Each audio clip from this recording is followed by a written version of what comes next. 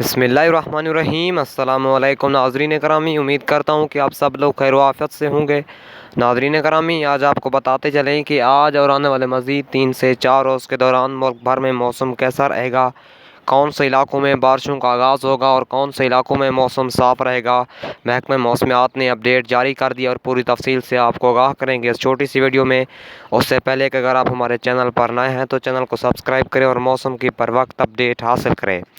تو ناظرین، آپ کو بتاتے چلیں کہ محکمہ موسمیات کا کہنا ہے کہ پاکستان میں بارشوں کا ایک نیا سلسلہ شروع ہو چکا ہے، جو وقفے سے پورے پاکستان پر اثر انداز ہوتا رہے گا۔ بلوچستان کے مختلف علاقوں میں آج موسم صاف رہے گا، بلکہ کل چند علاقوں میں موسم صاف نہیں رہے گا اور ہلکی بارش رہے گی۔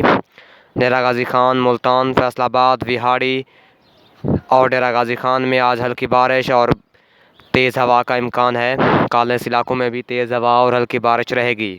خیبر پختونخوا اور سوات کے علاقوں میں آج بارش ہوگی۔